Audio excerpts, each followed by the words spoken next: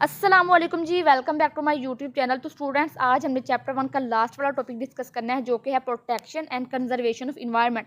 अगर इसमें देखा जाए तो सबसे पहले हमारे पास आता है इंडस्ट्रियलाइजेशन। कि इंडस्ट्रियलाइजेशन का मतलब क्या होता है? तो इंडस्ट्रियलाइजेशन का मतलब होता है इंडस्ट्रीज लगाना। तो अगर देखा जाए, एक तरफ इंडस्ट्रीज़ की वजह से हमें बहुत से फ़ायदे मिलते हैं, लेकिन दूसरी तरफ अगर देखा जाए तो इसकी वजह से हमें बहुत से नुकसानात का भी सामना करना पड़ता है। तो पहले देखते हैं कि इसके फ़ायदे क्या हैं। Industrialisation has helped mankind to raise the standard of living.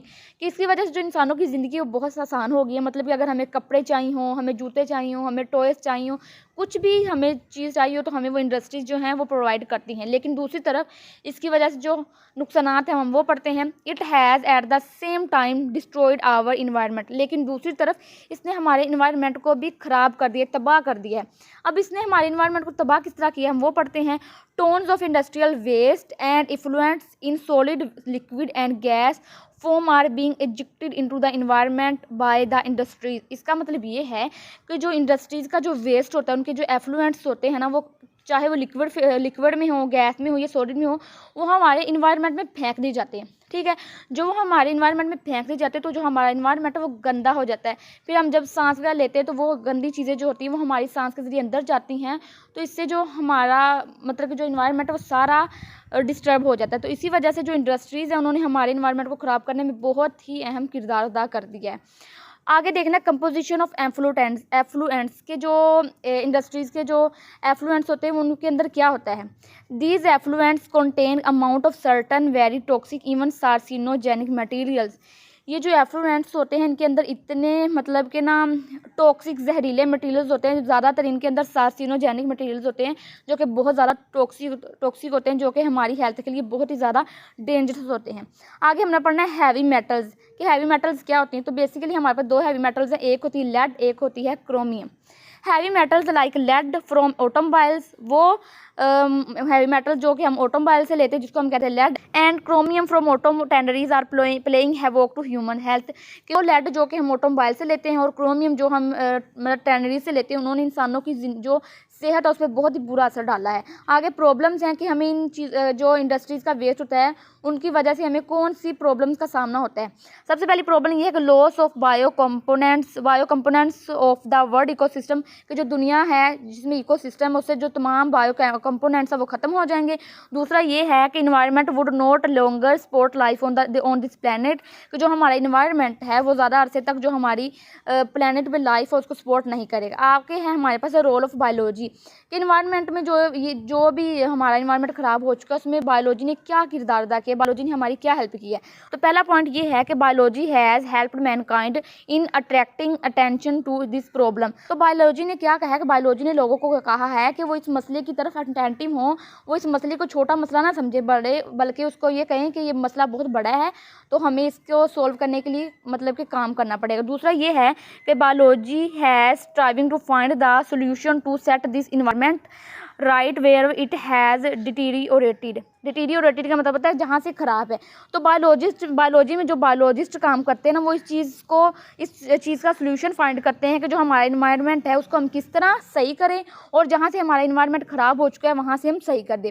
इसमें तीसरा पॉइंट ये है कि biologist have already asked for the treatment of industrial effluents to made obligatory. इस बात का मतलब ये है कि जिन लोगों की इंडस्ट्रीज़ हैं, बायोलॉजिस्ट ने उन लोगों को कहा है कि वो अगर अपना कचरा फेंकते हैं, इंडस्ट्रीज़ का एफ्लुएंट्स फेंकते हैं, तो अपनी इंडस्ट्रीज़ के साथ ट्रीटमेंट प्लान लगाएं ताकि वो जो कचरा है वो साफ़ हो जाए, तो फिर हमारे इन्वायरमेंट में आए, ताकि जो हमारा इन्वायरमेंट है वो इससे डिस्टर्ब ना हो। आगे हमारे पास है, तो ये हमने पीछे पढ़ लिए कि जो रोल ऑफ बायोलॉजी में बायोलॉजी ने क्या रोल किया। आगे हमारे पास है बायो रेमिडिएशन।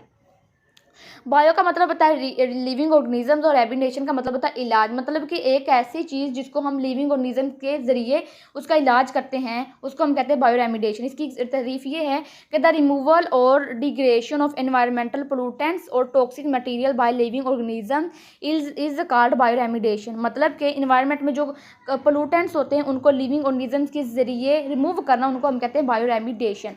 इसकी एग्जाम्पल है algae have been found to reduce the pollution of heavy metals by bio absorption. कि जो एलजी होता है वो हमारे पास हैवी मेटल्स का जो पोल्यूशन होता है ना उसको रिड्यूस करने के लिए इस्तेमाल होता है, और जो वो पोल्यूशन रिड्यूस करता है वो बायो एब्जॉर्बेशन के ज़रिए रिड्यूस करता है। ठीक है, तो एलजी जो है वो पोल्यूशन को रिड्यूस करने में हेल्प करता है। अच्छा जी, आगे हमारे पास एक डेफिनेशन है इंडेंजर्ड स्पीशीज़, मतलब कि ऐसी स्पीशीज़ जिनको ख़त्म होने का खतरा है उनको हम कहते हैं इंडेंजर्ड स्पीशीज़। इसकी डिफाइन ये है कि दो species which are eminent danger of extinction is called endangered species, मतलब कि ऐसी स्पीशीज़ जिनको ख़त्म होने का बहुत ही ज़्यादा खतरा है उनको हम कहते हैं इंडेंजर्ड स्पीशीज़।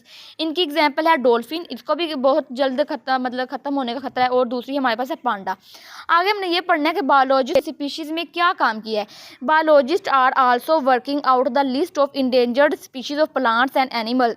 बायोलॉजिस्ट क्या कर रहे हैं कि वो स्पीशीज़ जो कि प्लांट की और एनिमल्स की हैं जो कि बहुत जल्द ख़त्म होने का जिनको खतरा है, उनको वो सेव करने के लिए काम कर रहे हैं, ताकि वो जो स्पीशीज़ हैं वो जल्द सेव कर लें ताकि वो अच्छा जी, दूसरा पॉइंट इसका ये है कि they have stressed the needs for their protection, और जो बायोलॉजिस्ट हैं वो इंडेंजर स्पीशीज़ के बारे में बहुत ही ज़्यादा परेशान हैं, और वो ये कह रहे हैं कि हमें इस चीज़ के लिए जल्दी करनी चाहिए कि हम चीज़ों को जल्दी से प्रोटेक्ट कर लें ताकि ये ख़त्म ना हो जाए। आगे हमारे पास है इन्वायरमेंटल पोल्यूशन इन पाकिस्तान, कि पाकिस्तान में पोल्यूशन का क्या हाल है।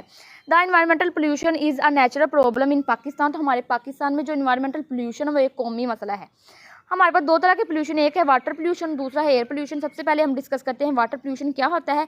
Our rivers and canals are highly pollution with the mixing of city sewage and industrial waste. जो हमारे रिवर्स और कैनाल्स है ना, वो जो हमारे शहरों का कचरा होता है और जो भी इंडस्ट्रीज का वेस्ट होता है वो पानी में फेंक दिया जाता है, जिसकी वजह से जो हमारा वाटर पोल्यूशन है वो बहुत ज़्यादा बढ़ चुका है। अब देखना है कि वाटर पोल्यूशन की वजह से क्या नुकसान होता है। The life in fresh water is towards decline, कि जो हमारे पास पानी में जो जानदार रहते हैं वो ख़त्म हो चुके हैं, मतलब ख़त्म होने के करीब हैं। Fish pollutions have been most adversely affected, तो पानी में जो भी पोल्यूशन होता है उसकी वजह से जो मछलियाँ हैं उनके ज़िंदगी पे बहुत ही गहरा असर पड़ता है।